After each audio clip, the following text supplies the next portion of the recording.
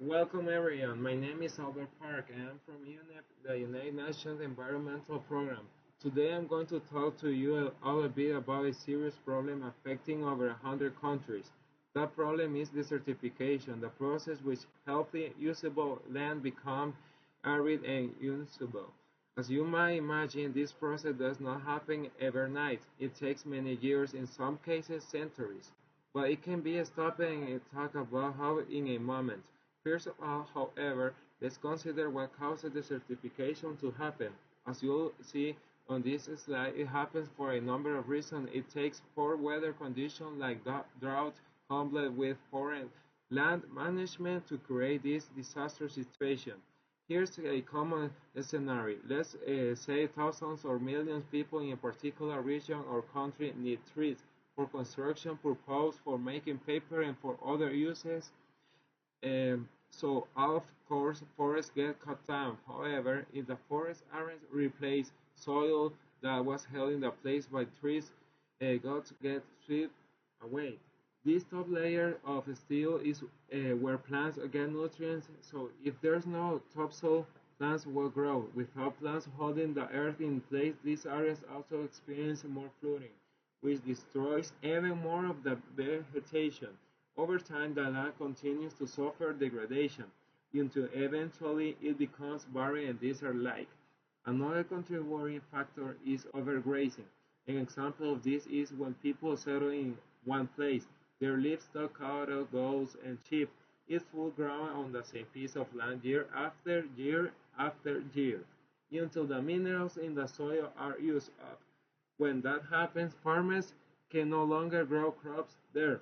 So the result is that they're blown away and farmers have to find other places to live. Not only that, but the cattle compact the earth with neighborhoods so tightly that water from irrigation of rainfall just runs off without penetrating the ground.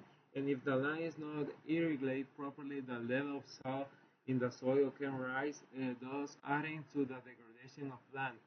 As I said, this is taking place in over 100 countries around the world, and it's a problem that is affecting acres and acres of land. And obviously, the loss of usable land affects the animals and people who live in these areas. These barren spots will not support life, which means these people have to elsewhere to support themselves. In fact, some experts predict that as many as 60 million people will have been displaced because of desertification by the year 2020. And this mass migration will, of course, put a strain on the existing resources in those areas that people move to. This is exactly what happened in parts of Africa, Asia, and in parts of Latin and North America. So what can be done to stop desertification from happening? Well, there are many things that people in nations are doing to stop the spread of desert. For instance, one solution is to plant young trees where deforestation has occurred. As the tree grows, the roots will once again hold the earth in place, thus protecting it. People in some areas are planting old trees and building fences at the edge of deserts to act a windbreak to stop uprush of the sand.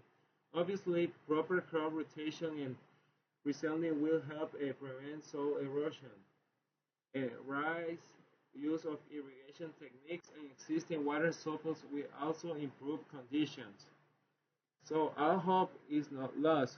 There is a lot we can do to stop encouraging the certification, but more steps need to be taken immediately. The programs in place in Africa, Asia, and elsewhere need more funding and they and more publicity. That's one of the reasons that we're here at this conference. Now, if you would like to find out more about the certification, would you like to find one more about the certification and what's being done about it? There are many resources available. For instance, you could visit the UNEP website or the website for the USGS, the US Geological Survey. Both sides have plenty of information. Now I'd like to open up the floor for questions and comments.